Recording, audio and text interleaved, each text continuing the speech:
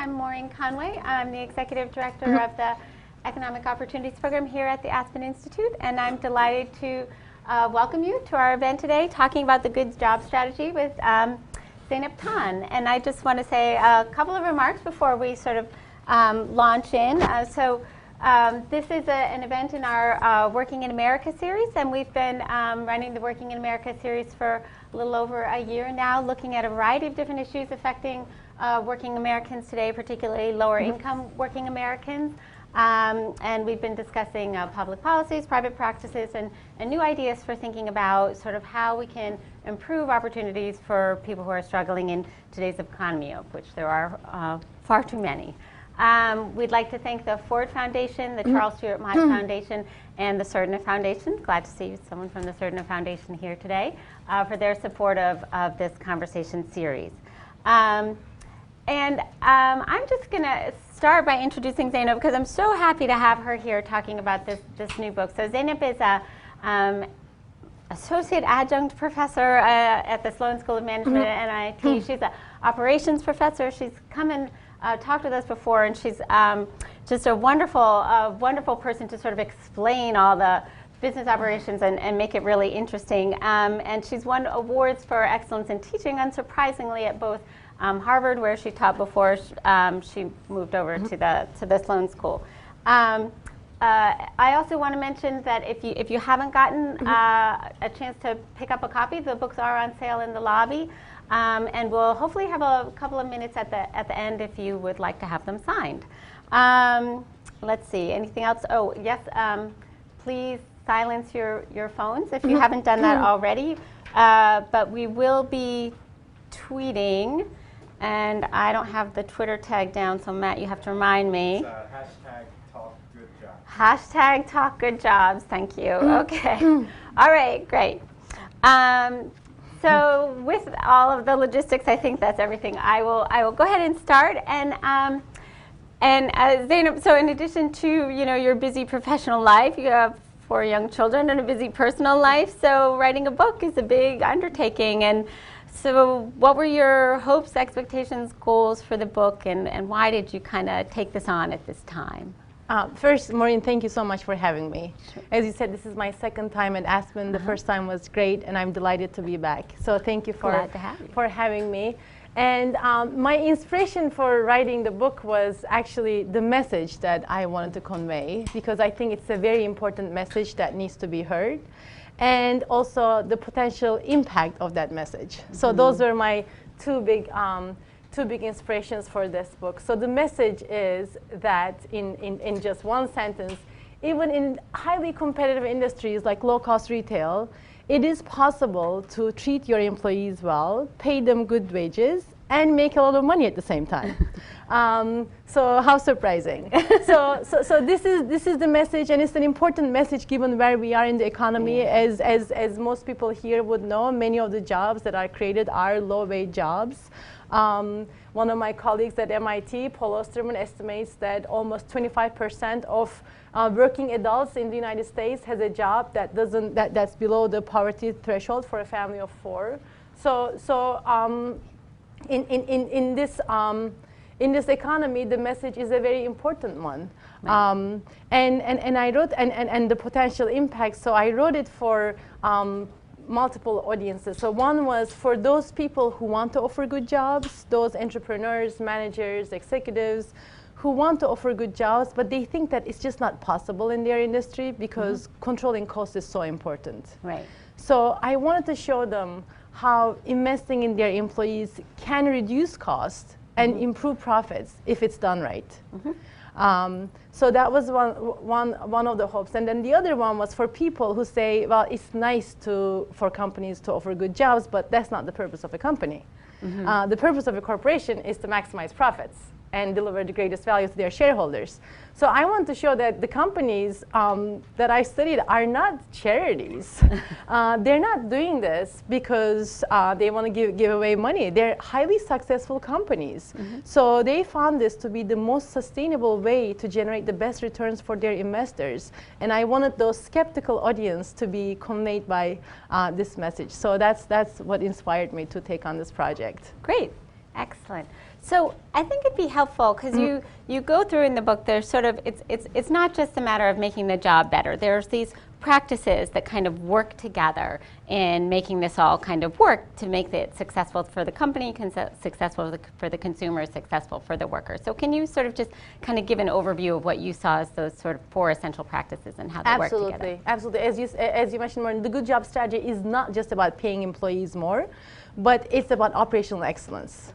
And specifically, it's about 4 practices that allow companies to achieve operational excellence and achieve value to their customers, employees, and investors all at the same time. So the first practice that I've identified when I looked at highly successful companies that were thriving financially while offering good jobs was that they all offered less to their customers than their competitors do.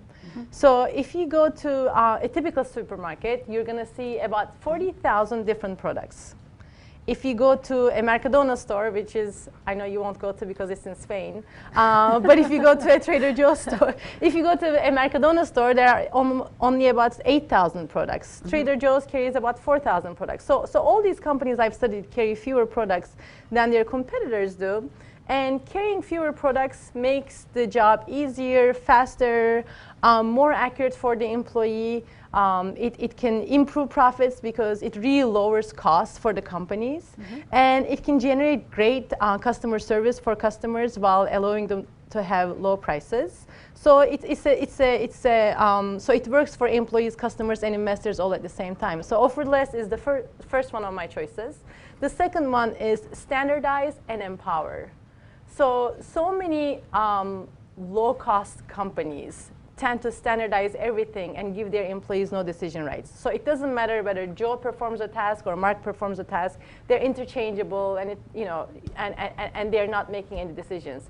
While the companies I've studied, on the one hand, standardize all those tasks that would really benefit from efficiencies and consistencies. So there is one way to sell merchandise, which is the best way ergonomically, and it's the most accurate way. So they standardize those, but at the same time, they give their employees, they empower them to improve those standards. Right. And they empower their employees to make decisions that work for their local customers. For example, if you go to a Quick Trip convenience store chain, there's a convenience store chain based in Tulsa, Oklahoma. It's a large one with around $8 billion in sales. Store employees order merchandise for their stores. They know what their customers want, right? They have a better sense of what their customers want than an automated system, which can help them make great decisions. So Quick Trip empowers them to make those decisions. So that's the second one, standardize and empower. The third one is to cross-train employees. So at many places, many companies that follow what I call the bad job strategy, the training is really little, and it consists of watching a video before you're thrown into the selling floor. And sometimes during like Thanksgiving, the Christmas periods where it can be quite challenging to deal with all those customers. So my companies cross-train their employees. They spend time and money in training so that their employees can do multiple tasks. And that way, their employees are always busy. No matter whether there are lots of customers or not enough customers, they always have something to do. And one of the, those of you who know about low-wage jobs, one of the problems is not just the low pay, but very unpredictable schedules and schedules that can change in the last minute. So one of the reasons for that is because in any service environment, there's uncertainty in customer traffic, right? You don't know exactly when customers will show up and how many of them will show up. Right. So retailers think that, well, if we schedule people as late as possible, then we can better match traffic and employee, the number of employees. While these retailers, because they cross-train their employees, when customers are not there, they can actually do other tasks. So they don't have to change the number of employees all that much. They change what employees do. So this is another practice that works for employees because it allows them to have better schedules. It works for companies because their employees are always productive. And it works for customers because customers have somebody in the store who can help them, who know what they're talking about. So that's the third practice. The fourth practice is you know, I talk about the uncertainty in workload or traffic into the store. So if you have this uncertainty, you know, if there's some workload, there's some uncertainty around the workload, you can either err on the side of having too few employees, or you can err on the side of having too many employees. Most of the companies that follow the bad job strategy err on the side of having too few employees. They're usually understaffed. While the companies that I've studied that follow the good job strategy, they err on the side of having too many employees. So they operate with slack. And operating with slack obviously increases the customer experience, right? Mm-hmm. It's great for customers when there are enough people, you know, oftentimes you're in the store and you say, hello, is anybody working here? But it also can reduce costs because employees do their jobs more accurately, they don't make errors, and they can engage in process and product improvement. So here's another choice that's good for employees, it's good for customers, and it's good for investors. And one thing, I know I'm talking so much, but one of the things is that these four choices work really well together, and they work really well when you invest in your employees.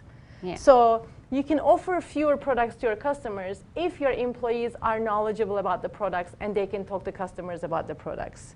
You can operate with slack if you cross-train your employees, right? If imagine operating with slack and just not training your employees and having them perform very narrow tasks. So if you have a cashier who only knows how to control the cash register, and you're operating with slack, well, that person will have nothing to do if there are no customers. But if you cross-train, then operating slack, you know, makes sense because your employees can do a variety of other tasks. So these four decisions work really nicely together to produce operational excellence, and they work very nicely with investment in people. So it's really, the good job strategy is really a system. Mm-hmm. Great, thank you. Yeah, no, I think that was helpful to no, I knew that was going to take a bit, but I think it was helpful to sort of lay out what are the yes. four strategies. And you focused also in particular on retail, and I thought it was interesting. I have a couple of questions on this, but I was just wondering if you could say a little, like, you know, did you just have a particular interest in retail? You like shopping? Like why did you choose retail as your focus? I used to like shopping. You know, my cousin-in-law is here, and she could say I used to like shopping before until I started having children.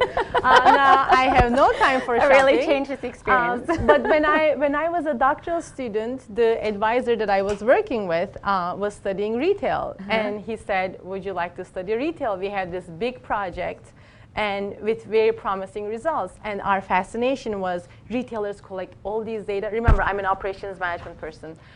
Retailers collect all these data. Wouldn't it be great if we help them make smarter decisions? Mm-hmm. So that's how I got into retail. But then I was fascinated by it, and I stayed in the industry. And it's the largest industry.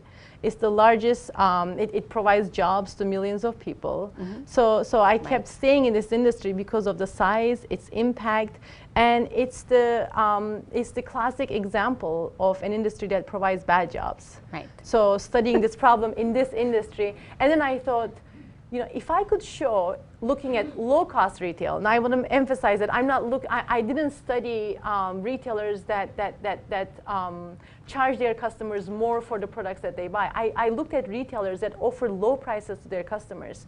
And I said, if I can show that offering good jobs is possible here, then it should be possible anywhere. Yeah. So that was the other reason to stay with retail. Yeah, great. Yeah, no, I mean, it is true. You know, we've sort of in our work and in the Working in America series, we come to retail, talking about retail so often because of the quality of jobs, and that it's been a growing sector, and it's one that's sort of growing faster than other sectors, and it's creating so many jobs, but they're jobs that are hard to live on. But the other thing that sort of struck me in reading the book was, you know, you have four retailers that you focus on a lot, but you bring in a lot of other examples from not, you know, sort of the low-cost grocery kind of retailers, but also from fashion retail, from restaurants, from a whole variety of different kinds of experiences. And I realized, like, how much I see this myself in my regular life, and how much this influences all of us really as consumers. And can you just talk about that a little bit? I mean, why as consumers, you know, have we sort of been just trained to put up with that if I want a low price, I'm going to get crappy service, or, you know, what's going on with consumers, and how should consumers be thinking about this? Yeah, you know, it's so interesting because as a person who is on the business side of things, I always looked at bad jobs and their impact on the company performance.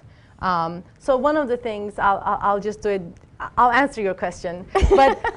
But when I started looking at retail stores, you know, as a doctoral student early on in my research, what I found was that there were pervasive operational problems. I wasn't going to study jobs. That's not what operations management scholars usually do. So I was looking at operational problems that happened inside retail stores. Pervasive operational problems. They were happening at unexpectedly successful companies, and they had big impacts on sales, profit, labor productivity, on so many other factors, and on customer service. So I started quantifying these problems, etc. So these operational problems affect us. When I started writing this book, I realized they also affect us, customers. Right? When we go to a store or a restaurant, or when we talk to a call center representative on the phone, when we are in any of these settings, we can, you know, get very poor customer service. And that can bring us down as customers when we have those bad services. I personally do not take my kids to places that don't offer great jobs anymore. At least I try not to, because I don't want my children to see people in their most disengaged. I want my children to see people as their most engaged, in their best selves. And I want them to see that the society we live in is actually one where people are treated with dignity and respect. So as a customer, I started putting myself in the shoes of customers, and I realized this is important for all of us. But the other thing is, I wanted to bring out the customer point of view in the book, because often when we have poor experiences at service industries, we usually blame the person who is giving us that service, right? We get mad at that cashier who can't figure out that number. The jalapeno pepper that we just bought, it's just taking them a long time to figure out what that number is, and you're thinking, how difficult can this be? But now, after reading my book, I hope people will realize, well, that person has to memorize thousands of numbers, and that person probably received a couple hours of training. That person doesn't make it, can't make a living wage. That person has such horrible schedules that she or he might be working without having slept all night. So I wanted customers to see the other side and not blame the person who is delivering us that service. And I want customers to be aware of how big this problem is. I remember an incident with one of my friends who was disappointed that her children were not getting the best treatment at the daycare center. And then I said, do you know how much an average daycare worker makes? And I said, we leave our children in the hands of people who can't make a living. So, and she said, well, but here it must be better, right? And I said, yeah, but even if you look at like the 90th percentile, it's pretty bad. Right. So I think it would be nice for us customers to have awareness of how big this problem is. Right. And at times shop with our wallets. Yeah, yeah. No, I think some of your examples on that were so good. I remember the store that found like it had sold thousands of more pounds of a certain kind of tomato than it even bought. So so like just because they think employers think they're making good decisions based on the data, but we find this in all kinds of work that we try to do in evaluating programs and everything. If you don't get good data in, it's hard to make good decisions in any realm. So I wanted to talk about employers a little bit. I think if you read this book, I think you have a really extraordinarily powerful argument that sort of the good jobs is not some unaffordable luxury in sort of a globally competitive business environment. Nobody can afford to have good jobs anymore, that's just kind of the economic life and reality, and we have to sort of toughen up and face it, that in fact a good job strategy is actually a critical component to being a globally successful competitor. and you draw not only retail examples, but you look at manufacturing and other industries as well. But then you sort of have to ask yourself the question, so, but if this is true, why don't more employers do this? Yep. And first, let me emphasize more in that the evidence is so compelling that this is true. I want to say what, that it is true. First, in my book, I focus on retail, but I give examples from a wide range of settings, from assembly lines to airlines. But the 4 companies that I've studied offer their customers lowest prices. They outperform their competition on a wide range of metrics, financial metrics, and they give good jobs. So even if you look at just solely on the basis of financial performance, this is better for companies. This is a better strategy to follow. I'm not saying it's easy, but it is a better strategy to follow. And in addition to these financial benefits, there are 2 strategic advantages that companies can get by following the good job strategy. The first one is, if you have an execution capability, if you have that culture of execution, and execution requires people to execute, then you can really see strategic opportunities when they come to you. When there are changes in your marketplace, you can adapt much better to the changes in your marketplace, and you can differentiate yourself from competition. Even internet is not taking a lot of sales away. It's still small, but it's increasingly taking more sales away from brick and mortar retailers. It will be very hard to compete on price with the internet alone. So you have to give your customers something else, and companies that follow the good job strategy will. So that's. Those are the 2 strategic advantages that really come from offering this. So it is a better strategy. And so the question is, if it is a better strategy, why don't other companies follow it? I think my quick answer now is that companies can make choices, bad choices, just like people can make bad choices. We seem to assume that companies are all run by people who exactly know what they're doing and they're always making the right decisions. But it's actually not the case. I mean, in one of my studies, for example, I found that if you increase the amount of people in your store, the number of employees, you would actually make more money. So one of my colleagues from Marshall Fisher, from Wharton Marshall Fisher and his colleagues, they found the same thing studying another retailer. I presented this research to a bunch of retailers, and I said, if I were to gather data from your organization, how many of you think that I would find the same result? That if you had more employees, you would actually make more money? Almost all raised their hands. Like, it doesn't make sense. This is good for you. Why don't you do it? And here's the reason. Because the conventional wisdom is that paying your people as little as possible and treating them as a cost, just a cost to be minimized, is the only way to run a profitable business if you compete on the basis of low prices. And the pressure, so labor is a big expense in many of the service settings, and the pressure is so hard on minimizing those labor costs that managers end up doing things that are not even good for them. Right.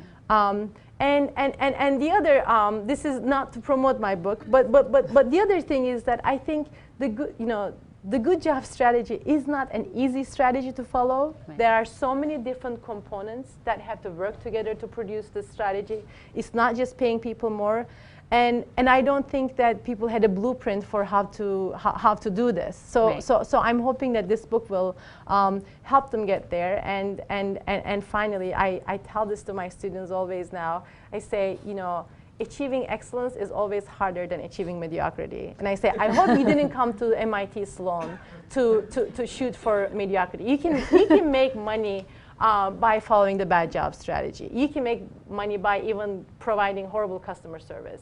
But you can also make money providing good jobs, good customer service. In fact, you can probably make even more money here. So choose this one and take operations classes so you can you'll know how to get there. All right, so you're not promoting your book, but you're promoting your operations classes. Okay. So let's talk about Walmart a little bit, right? So there they are, sort of the classic bad jobs retailer. We're sort of debating now, if we want to talk about a bad job, do we call it a McDonald's job now, or do we call it a Walmart job now? I mean, so they're sort of out there as our archetype, regardless of what you might actually think of them. And you have some criticism of them in your book. It was actually sort of it sort of amused me a little bit, your criticism of them, because as an operations professional, it's sort of like, I think you even say at some point that you find supply chains awe-inspiring. And it's sort of like, so there they are, they have this globally amazing supply chain. When I went to business school, Walmart was like this case study of amazing operations management and logistics and everything. And then they just blow it at the point of sale, right? They just get it in the store and then it all falls to pieces. And it's sort of like they just like, burst your bubble with that. Yeah. So talk about Walmart a little bit and sort of, what you think. And could they do better? Could they do this? Could they do this? So the dropping, let me talk, can I talk about the dropping the ball first? Yes. Because that's, I'm so excited by supply chain management and operations, and it really is, for somebody like me, heartbreaking to see how things fall apart. I mean, large companies, they spend millions of dollars in their supply chains to get the right product to the right store at the right time, and then the product gets into the store, and then it's stuck in the back room. It doesn't make it to the selling floor. Why? Because employees are not motivated, they are not trained, or they just don't have the time to do it. Can you imagine? I mean, wouldn't you be upset if you were on the supply chain side? And then they spend millions of dollars in their information technology systems, and we hear about what great things they could do with their IT systems, but the data in their systems are inaccurate because they don't invest in their stores. I mean, you gave the example, the 25% example. Let me just say it. One of the retailers, this is another large successful retailer. And by the way, Walmart is not the only one. I mean, this is pervasive in many large chains. They found that every year they sell 25% more medium red tomatoes than they ever receive to their store. Every year. Now think about this.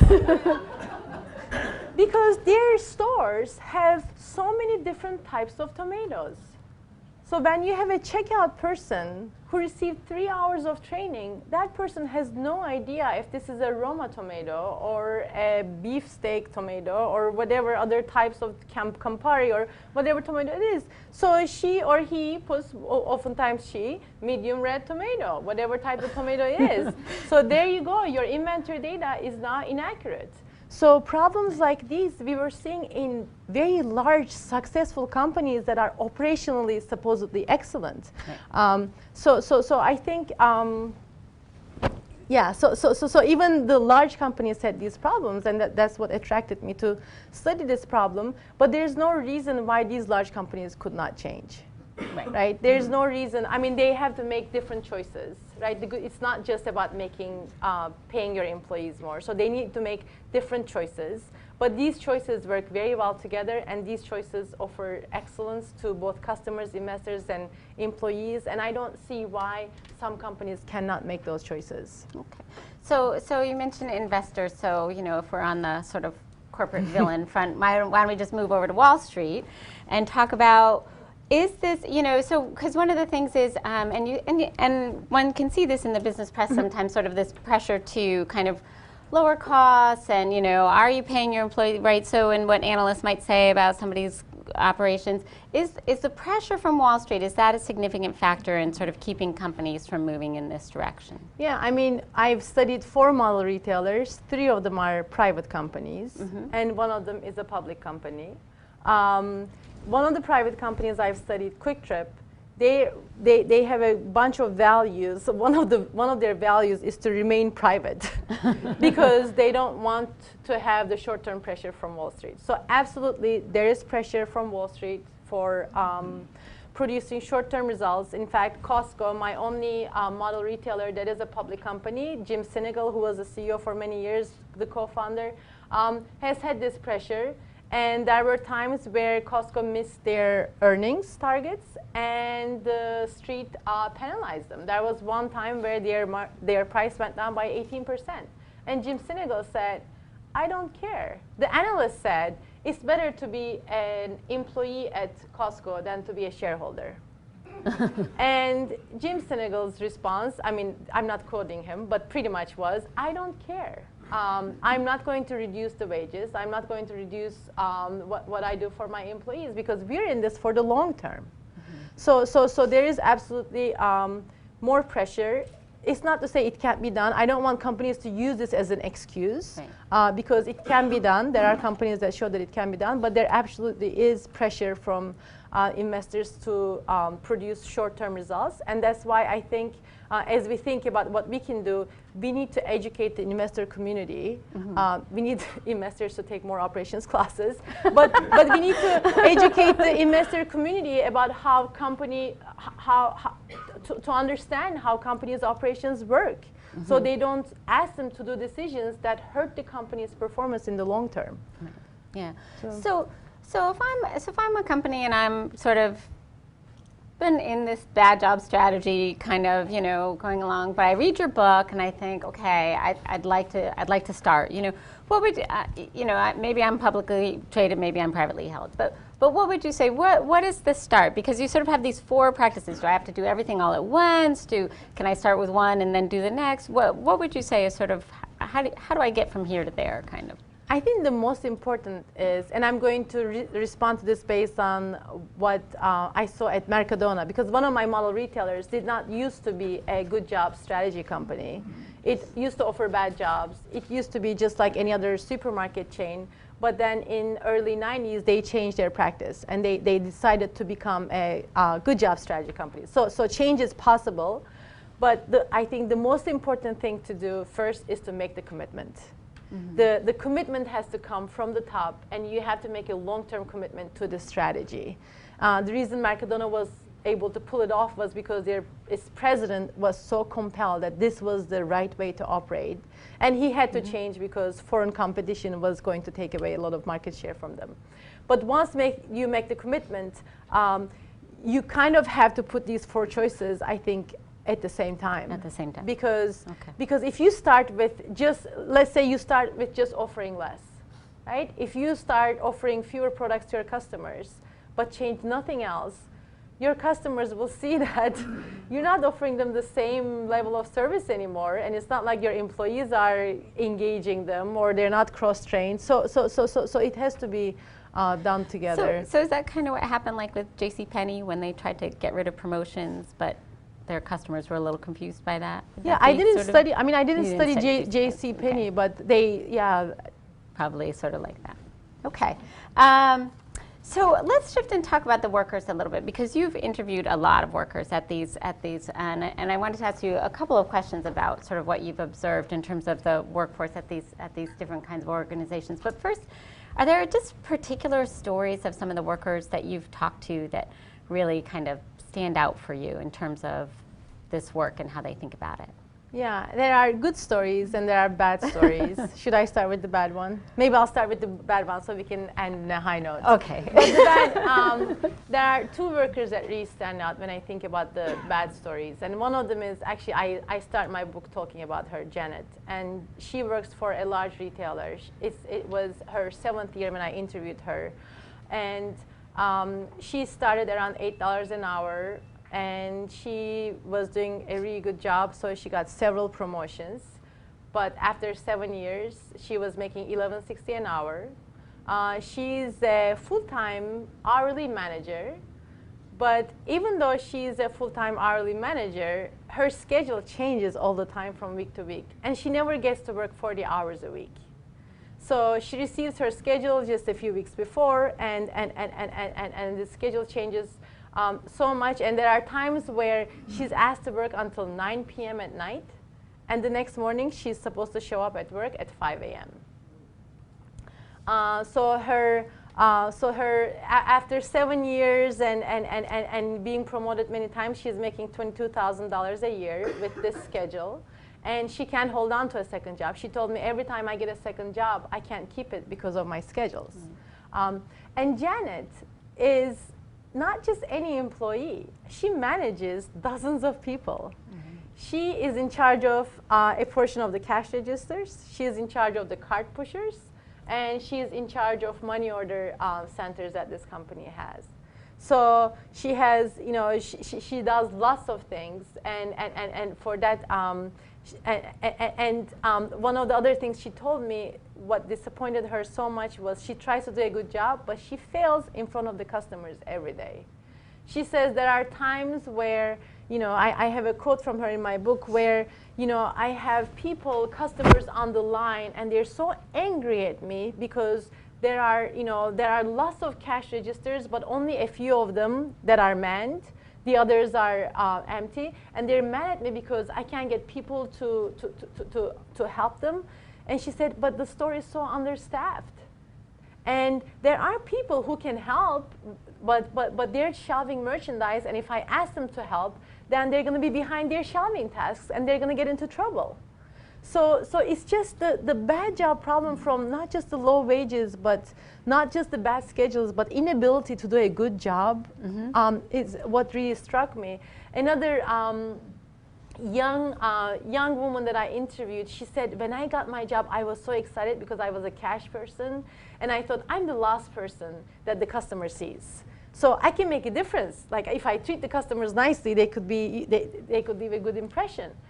And then she said, after a couple of months, and I realized how little my managers cared and how everybody else cared, and the treatment I got, I stopped caring.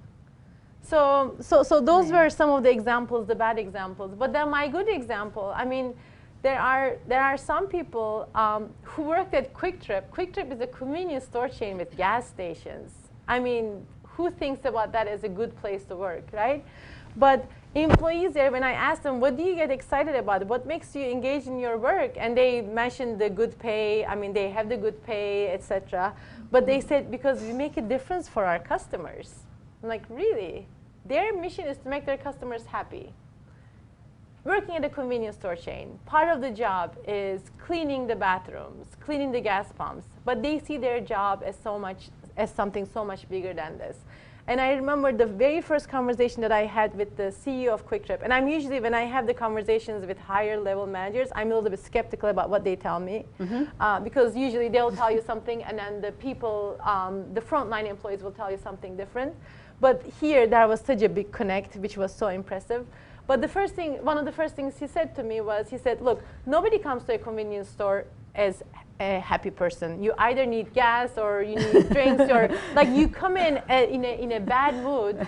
We just want them to get out in a good mood. So that's what they try to do. That's what their employees try to do. So here are examples of people who not only make a decent living, but they find meaning and dignity in their work. That's wonderful. I think we were talking about this earlier in terms of thinking about the quality of job and just how much people find meaning in their work, and even in all kinds of work, and how important that is into people's lives. I'm wondering if you can also talk about, because there's a question and about sort of how they actually hire people, and I think that this has also been sort of something people talk about whether people can find qualified employees, or how they find qualified employees, or how much they have to invest in that. And is it that they have a different hiring process? Did you see that they're sort of that they're hiring different people, or is it that they sort of nurture them to be different people on the job, or is it some kind of combination of the two? Could you talk about that a little bit? So it is a combination, but let me talk a little bit broadly when a company thinks about their human resource strategy, right? How to manage it. It's again a system that works together. So there's the hiring, there's the training, there's performance management, and there's job design. And these four things depend on each other, and they interact with one another. So you could have if you create a job that empowers, if you design the job in a way that empowers employees, then who you will look for in making hiring decisions is very different than if you have a job that is looking for robots who will execute the same thing. So these things really work together. But the companies, because the companies that I've studied, do empower their employees, and usually don't use very high-powered incentive systems. They look for great employees, and not just for attitude in general. So we hear about how in service it's all about look for attitude and train for skills. But for a job like a Mercadona supermarket job or Trader Joe's, when you look at the job and when you know that your people have to make decisions with regard to the merchandise, with inventory, they need to have some basic math skills.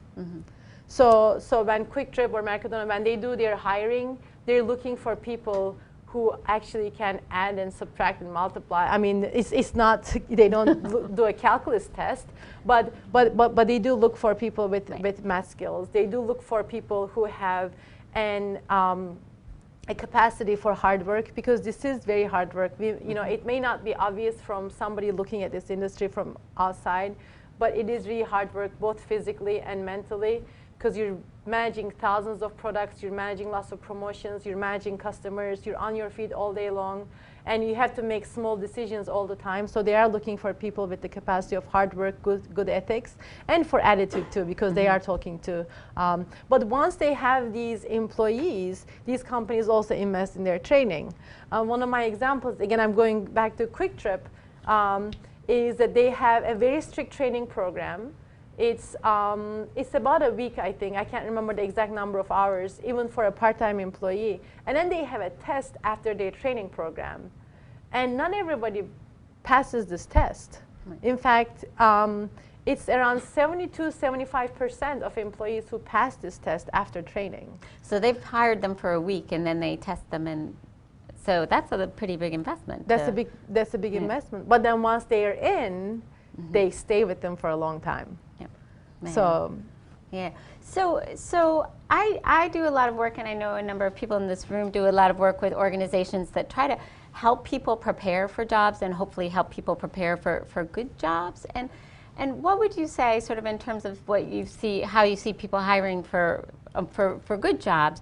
Would you have any advice or anything for those organizations about how they should sort of think about helping people prepare or apply for these kinds of jobs? I think if one thing I would recommend, I don't know if it's possible, but to reach out to companies and also change the way that they design the work for employees. Because you can help prepare for good jobs, right? You could have all the skills that the employees have, but if most of the jobs are low-wage jobs where the skills are not important because the company doesn't use them, then what will you do with all these people with the skills? So I think we need to have a collaboration of industry and groups like that working together to both create jobs that require skilled people and generate those skilled people. Great. I'm going to start asking you all for questions, so get ready. But I want to ask one last question. Since we're in DC, and since we have such a problem with not enough jobs and certainly not enough good jobs right now, and there is this viable strategy, is there any kind of a sort of a policy something that could be done to encourage more companies to try to adopt this kind of a good job strategy? Yeah. So I'm not a policy person, so I'm sure that people in this audience have much better ideas about policy than I. But I think as we think about the minimum wage debate, oftentimes it's portrayed as if the minimum wage were to increase, it will be great for employees, but it will be bad for customers and it will be bad for companies. That's what we hear, right? Then either there will be fewer people, or companies will make less money, or prices have to increase. Well, if companies adopt the good job strategy, increasing wages don't have to come at the expense of either high company profits or low prices. So what I hope is, if there's a constraint like higher minimum wage, which makes so much sense, then more companies would be encouraged to adopt a good job strategy. So I think that constraint could be very useful. The 725 is just ridiculous. Great, thank you. I think I saw a question over here. Yes. First of all, thank you for the presentation. Thank you. Just by way of background, I'm a professor in school of business and public administration at a local university here. But more importantly, I also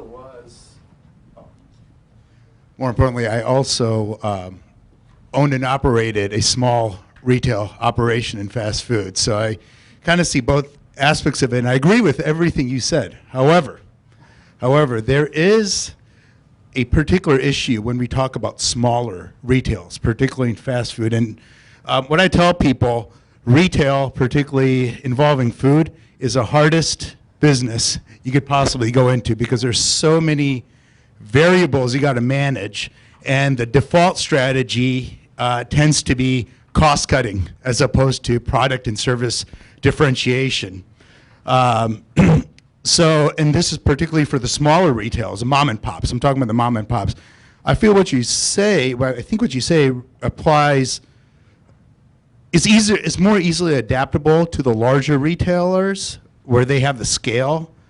But typically what I see with the smaller retailers is that in doing things such as investing in employee Slack, you know, particularly when during non-peak hours, is a real cost. And usually the default strategy of mom and pop tends to, and particularly when you don't have demand, you know, in the economy, in the local economy, tends to be cash hoarding, you know. And so I see three implications. One, psychological, which I just mentioned, you know, which is convincing these folks that, hey, you know, that you know, to go against their psychological urges. The second is managerial, which is, yes, you could have more people, but the organizational culture, you know, you could have more people, but if you have poor organizational culture, you know, more people, you just have more people adopting bad habits and doing bad things and whatnot, right? So you got to have the proper culture. And the third implication is a policy implication, which you folks talked about. What I found was getting good people in the first place. And I know you said that there needs to be better outreach with firms. You know, one of the things I keep hearing is these organizations, particular retailers, need to go out and train people, but also I think a partnership or a collaboration with educational institutions. Maybe there's something we could be doing at the high school level to train people on customer service, on math skills, all these things that you talked about. So those are the three implications I see: the psychological, the managerial regarding the organizational culture, and the policy. Yeah, and you know, the default strategy that you described in the small business is pretty much the default strategy that I see in large companies, right? I mean, we can't afford to operate with Slack because cost cutting is so important.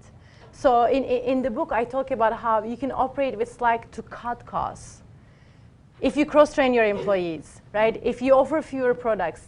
And the companies that I've looked at, you know, Costco, Trader Joe's, Mercadona, Quick Trip, they are obsessed with cost cutting. I mean, you would be amazed at how obsessed they are with cost cutting. So I hope that this will show even small businesses how you can use your employees to reduce cost, how investing in your employees is done to reduce cost. So that's one thing. When you talk about the culture, these four companies, the culture there is we take care of employees, we take care of customers, and we look at excellence in everything we do. That excellence has to be part of the culture from the beginning. If not, you could see people, you know, yes, you could, you know, have people maybe not working hard, etc. But that excellence, I mean, you would be surprised, the people that I've interviewed, how much they told me, how the fact that their employers set high expectations for them, how much of a motivator that was.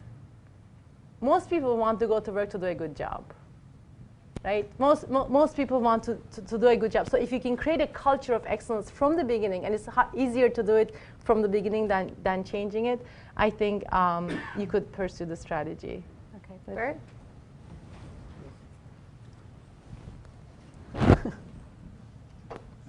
Thank you. Okay. I wanted to follow up on some things you said. You mentioned the 4 attributes that the firms would undertake. But one thing you didn't talk in detail about, you alluded to it, is what are the features that make up a good job besides high pay? And I think you alluded to the training, but what types of other things do employers need to do?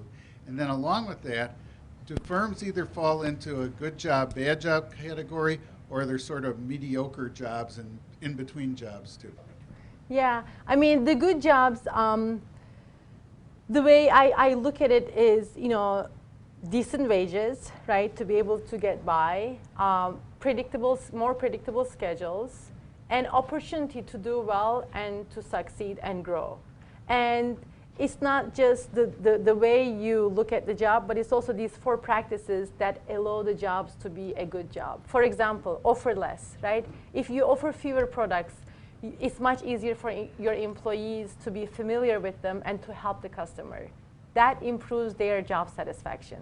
If you cross-train people, we know from a lot of research that people are more motivated when they do a variety of tasks than when they do a specific task. That's the motivator. So I look at the job, not just how much you pay, etc., but how you can use operational decisions to create a good job. And, it kind of struck me too when I was reading your book that there was sort of like a threshold, say, that Mercadona or Quick Trip started with in terms of the quality of the job, but it was also an aspiration to actually continue to improve the quality of the job. So they got better as the company did well, which I thought was interesting. Absolutely. Yeah. Go ahead. So what I found was two different operating systems. One is companies that operate in what I call a vicious cycle, which is what the bad jobs companies operate in. And one is companies that operate in a virtuous cycle. So the virtuous cycle starts with the mentality of treating your employees as human beings who can drive profits and who can drive growth. With that in mind, you provide good jobs. You have people who know what they're doing, and you have enough employees on the selling floor. And that leads to great operational performance. When you have great operational performance, then you have higher sales and higher profits. When you have higher sales and higher profits, your labor budgets are higher. So now you can invest more in your employees, and now this virtuous cycle continues. So as a small business, you don't have to start with all the perks to your employees. But once you have this mindset, you can continue operating in this virtuous cycle. Mercadona didn't used to have super predictable schedules at first, right? But they had this mindset. And after several years of operating, they started giving their employees very predictable schedules. 85% of their employees are now full-time employees who get their schedules 1 month in advance. They couldn't have done this in the beginning, but the virtuous cycle allowed them to get there. So it keeps getting better. Yeah. JJ? Could you talk for a minute about, thank you. Could you talk for a minute about the role of leadership in good job companies? Did you find consistent characteristics of the person at the top? Does it start at the top? Do you have to have somebody doing this from the very top, or what's the role of leadership in a good jobs company? So the companies I've studied, some of them have changed leaderships. Some of them stayed with the same leader. I haven't really analyzed the leadership styles to be able to tell you what makes a leader to follow this. But I found in companies that they were all operating under these, they were all using these operational rules. But I haven't looked at similarities in leadership styles, except for commitment to the good job strategy.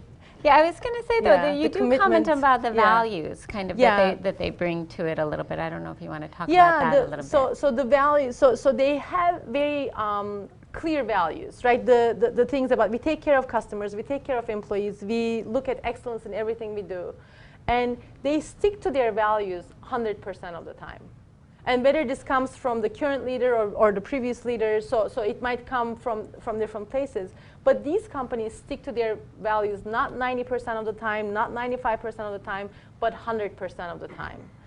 So that is, one of my favorite examples of that is Southwest Airlines, right? One of their values is they don't lay off employees. And after September 11, while most of the other major airlines laid off their employees, Southwest didn't.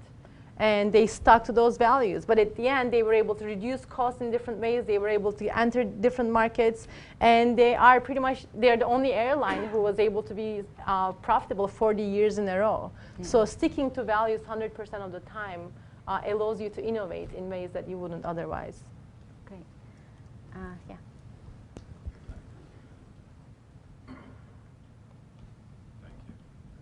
I want to commend you on distilling your 10+ years of research down to such a clear and concise message, because it's fabulous.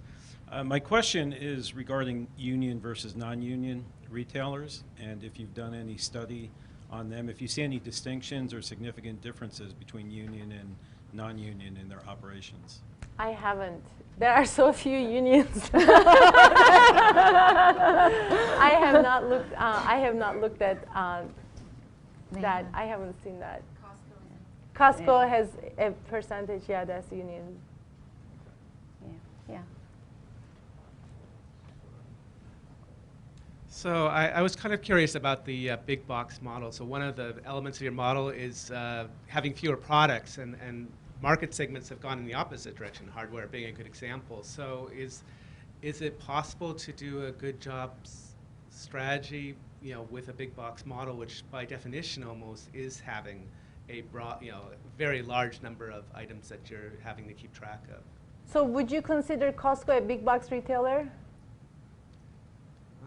I just want to know what your definition of big box is. Well, I guess I want to know your definition of number of items, but in a sense, I suppose Costco is. But there's also, if you look at a Home Depot's or Lowe's, where they're not the worst, Yep. right? It's not Yep. Walmart. If you want to be a customer and go into, I don't know, Giant, we'll pick another not worst case scenario, Yeah. right? And have those 40,000 items on the shelf, and all of a sudden there's only 4,000 items on the shelf. Is there a room in the model for an institution that has a lot of items on the shelf to be successful with the good job strategy? Or if you want to be sort of that broad supermarket type of business, is this just not a strategy that's going to work? Yeah, I actually think that especially now with the integration of bricks and clicks retailing, there's even more opportunity to pursue the offer less example, and even specialty, those stores the specialty stores, right? The Staples, Home Depot that are offering products in certain categories. It's not to say they have to limit the number of categories they offer. They could still offer doors, but not 500 doors, but maybe 200 doors, right? So I'm talking about within each category to choose the ones that best fit your customer needs, and go for the first one. So the economics is very. I think the economics of it would work in those environments as well. And if you can offer shipping to your customers from your warehouses, right, from your online for certain items that you don't have in stock for a place like Home Depot, this would absolutely work. And in fact, companies like Home Depot, I think, are trying to figure out how to reduce their variety in a way that makes the best use of their internet and bricks and mortar stores. Like, what is the best economics to do? But if you have so many, yeah, so that's. Okay. Zeynep, hi. I want to join the chorus of thank you for your work. Jody Levin-Epstein at the Center for Law and Social Policy. I also want to thank Maureen for having you back. I want to give you a chance to play in the policy sandbox, even though you tell us quite clearly that that's not your arena. In San Francisco, the City Council has created a new task force on schedule predictability to deal with the Janets of the world, as you described in that story earlier. If you were there in San Francisco and invited to give some guidance to the council members who have brought together business leaders and advocates and others, what would be the steps you would suggest they take to figure out some solid government policy to move this issue forward to help Janets? Again, it's easier for me to think about what's the best way for companies to move rather than what the government can do. But I think, again, if we impose some constraints on organizations in terms of what they can and what they can't do, then they would be more likely to adapt the strategy. Right? If there's a constraint that you have to provide schedules 3 weeks in advance, and any employee cannot work fewer than 4-hour or 5-hour shifts, right? If we have those constraints, then the constraints would encourage companies to operate in a way that's profitable for them. So I think those constraints could help. I don't know if this answers your question. Well, I just hope we can get you to San Francisco. Okay, yeah. Thank you. It seems like that in order to sell the good job strategy to additional employers, it could be helpful to have some good data on the relationship between a good job strategy and reduced turnover, a greater proportion of promotions from within, and perhaps even a relationship between customer satisfaction and employee satisfaction. Are there data like that that we can use? Yeah, so in my book, I give data about the employee turnover at these companies. I give data about the customer satisfaction at these companies. There are some larger empirical studies that show these links. I have one paper, for example, that looks at the effect of employee turnover on customer service. So there is a lot of evidence, and there's even evidence that looks at financial data. So one of the things that I think we have to say is just to show that employee satisfaction is good or customer service scores are good is not enough, but we have to show companies that there's some overall performance benefits. We have the data. I think what we need is now commitment from people to adapt this. The data are there in a wide range of settings. Now we need leadership to act on them. Okay, Barbara? Hi, Zeynep. Hi, Barbara. So I agree. There's lots of data, and the data are not even new. I mean, there have been studies dating way back, and we called it once high-performing workplaces. I mean, so the evidence is compelling, and yet the business schools that are minting a lot of the leaders tend to marginalize this point, and also, even worse, tend to reinforce the other. And you can take your class at MIT or my class at MIT, and we get this point of view. And then you take a finance class, which is really at the core, and you get a different perspective. So what do you think, since you're not a policy person, but you are a business school person, and you've been at Harvard and MIT, what do you think we can do to make this more of the central focus so that the students who are then going out and being the leaders of these companies really have internalized and have this ingrained in the way they manage? I think first we need agreement among faculty, because everybody likes to teach what they, right? And it's usually a small group of people, and so we need to be more active in talking to others in different departments, and we don't do that, right? We never have time. I mean, do you? Like, I never talk to. There are some people in other schools that I know are open to this, and we need to leverage them, and some very high-profile people. I know at Harvard, for example, Dean Nitin Noria,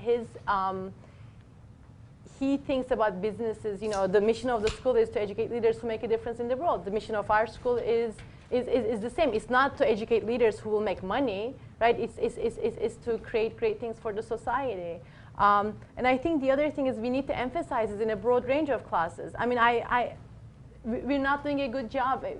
I don't know how to solve it, but at the end of the semester, it breaks my heart sometimes to get evaluations from students and to say, oh, this is the first time I was able to see how you can satisfy employees, customers, and investors all at the same time. Like, really? This is the first time? You're leaving Sloan in a few months and you haven't seen this before? So we need to do a much better job on our side, and we need to do a much better job on our side to teach our students long-term thinking. Be it in operations or finance or marketing, in whatever field. And we need to make your course a required first-year course, right? Well, actually, you know what we did is we made the first-year course a required course to take my course. So now, good, excellent. So they can't leave without it. So. Great, in the back. If we can show that being a good jobs business will help profits, then we can, as shareholders, raise shareholder resolutions that say that management is not living up to their duty to increase profits if they're not treating their workers well. Do you think that that's a possibility because that not only well, do you think that the data is strong enough that we can actually go in and say that they're not managing their company well to maximize shareholder value if they're not treating their workers well? Yeah, but the truth is the short-term pressures stay, and the other truth is that investors have a very poor understanding of firms' operations. And it's very hard for them to know whether a firm that invests in employees, for example, it's very hard for them to know whether that's a good investment or a bad investment. They need to understand operations to be able to understand that fully. So it's not as easy as it sounds, but we need them to be long-term thinkers. Yes. Okay, Nancy? Hi. So I love hearing about retail because it's so, it's something that touches all of us and we all encounter it every day. But I can't help but be struck by the parallels between this and this kind of study and the work that we've been doing in healthcare. The issue in San Francisco of the schedules for retail and service employees, it's the same thing that went on with nursing and staffing ratios. The same thing, even medical interns and how many hours maximum they can work on a shift. So it's all the same, and then there are studies that compare how that affects quality of care. So how this affects not only profits, but customer service. So I think there's a lot that we can do across all of these as well. So I just wanted to make that point. Thanks. Yeah, I was actually just talking with my colleague who runs the health program here about how this applies so much to healthcare, and she was hoping she could come and ask you some questions about healthcare operations, because I think it really does. It's in the back. Hi, Zeynep. Monisha Kapila, former student at HBS, one of the best professors I've had. So excited to see you here. You talked about how actually a lot of the retail companies and the leaders you talked to understand this. And it sounds like the issue is coming down, for at least public companies, to Wall Street's short-term pressures. So do you find that the analysts on Wall Street who are really tracking retail companies, are they understanding this, and how is that influencing the way that they're rating companies? I'm not sure if they understand it, Monisha. I had a presentation to Wall Street analysts looking at one company in particular about a year ago, and I showed them all the data, and after everything I've talked about, they said, well, but how do you know that it works? Like how? And then they said, well, customers will keep going to these stores because they have low prices. And I say, okay, so their sales per square foot is this. Costco's sales per square foot is this. Clearly, customers are going to Costco a lot more than that store. And then they'll say, well, but you're just looking at one metric. I'm like, yeah, because you asked me a question about customers not shopping. So I think they are in some ways brainwashed for seeing labor as a cost to be minimized and pressuring companies to do a good job in managing their costs. And we need to change that view. Hi, thanks for your great research. Showing us doing the right thing for the workers is also the right thing for the company to make money. It's fantastic. I'm wondering if you've looked at all kind of historically, because in a lot of the United States for many decades, treating your workers well was the culture. You taught them well, the workers stayed there for decades, gave them good wages. You can go back to Henry Ford talking about his workers saying, I want to pay them well enough so they can buy the cars that I'm producing. So he understood it was economically good for him. Of course, he had other problems about how he treated his workers. Yeah, exactly. But at least paying them well. So just wondering if you've had, I know you've got a full boat and 4 kids and doing incredible work, but have you had a chance to look kind of historically at how often has the good job strategy been followed in the United States? When did it go off track? If it was the norm, what made it go off track? And if you've just kind of got a historic sense of how often the good job strategy's been followed. I haven't followed. I mean, I'm not a great student of history, but one thing that I do want to mention is what we're seeing now, we kind of saw it before. So now with retail, with service industries, bad jobs, bad customer service, bad performance. We've seen this before in manufacturing. So Henry Ford, one of his other sayings is, why do I have to hire a whole person when all I need is a pair of hands, right? And for a long time, the attitude in manufacturing here was to treat your employees as interchangeable parts. If you looked at some of the assembly lines, like the earlier, you would see people doing very narrow tasks, repeated tasks, and not having any decision rights. And what you also saw was a lot of quality problems, a lot of productivity problems, and what you see in this country, losing market share to foreign competitors in a wide range of industries. That's where the competitiveness, there were studies in late 70s or the 80s about bringing competitiveness back to the United States. And that's when we learned for companies like Toyota that even in assembly lines, designing the work in a way that empowers employees is good for the company. I mean, we looked at places like Toyota where things work, you have a great operational design, and you have people, and when you put these two together, the outcome is excellent, and it's low prices, it's great quality, and great performance. So we've kind of witnessed this before, and I'm hoping that we're going to witness it again. Obviously, the problem is that we don't have competition from international companies when it comes to service industries, because those jobs are here. Okay, we have a few more. Yeah, Tom. So I'm really interested in the facet of the strategy that has to deal with minimizing product choice within stores. And I'm curious about how retailers deal with the pressure to expand product choice over time. So, I mean, for example, I was at a food processing conference a couple years ago and learned there that there are 110 varieties of hamburger helper. And the people who produce hamburger helper obviously have an interest in selling as many of those varieties as they can, since they've invested in making them. Do they pressure stores to accept more and more of these products? Yeah. I mean, one thing is they don't, so maybe I should say, they don't minimize variety. They offer less than their competitors do. So they still offer variety, enough variety for their customers to choose. And again, customers show whether this works or not by showing how much money they spend, right? When you look at the sales per square foot of a Trader Joe's store, it's almost triple the supermarket average. So clearly, customers don't mind having fewer products in all the categories that Trader Joe's carries. But again, it works because it's complemented with so many other things. So Southwest Airlines, right? Southwest is another great example. They offer so much less to their customers than their competitors do. They don't transfer your luggage if you make a connection to a different flight.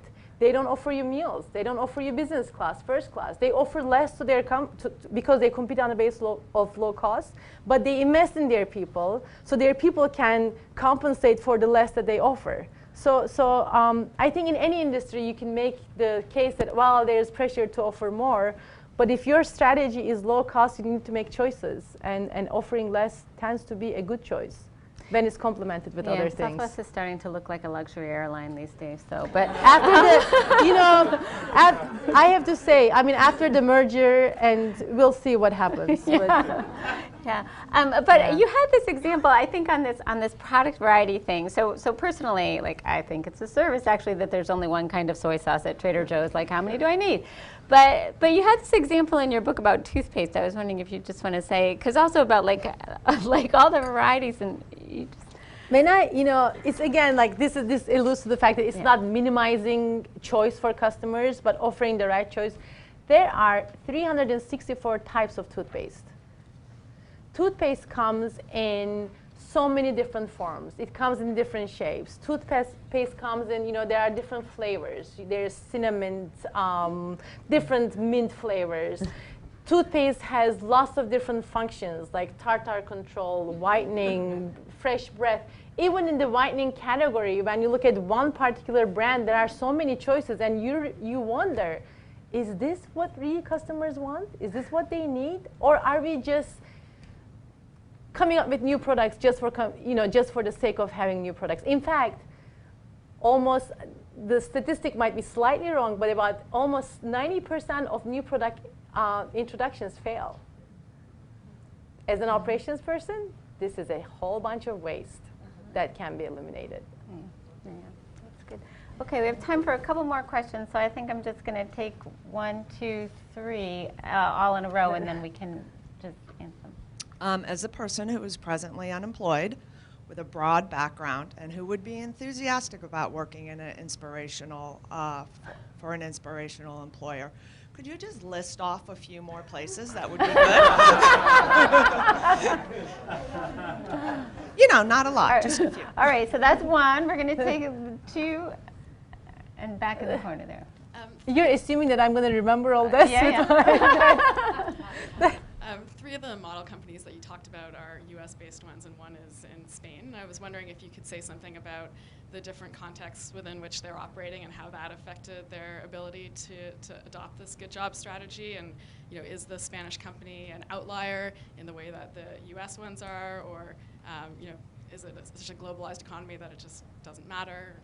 Okay, more inspirational places to work, U.S. versus Spain, and last one. Have you looked at the difference between part-time and full-time, and how does the Health Care Act affect employers, and how does that trickle down to pricing? All right, an Affordable Care Act at the end. Exactly. I can see a whole can of worms if I get into that. So I'm just going to say that the percentage of part-timers that these companies employ varied across different companies. But part-time employment is not always bad employment. If you're employing part-timers just so you can't give them benefits and just so you can change their hours all the time, that's bad part-time.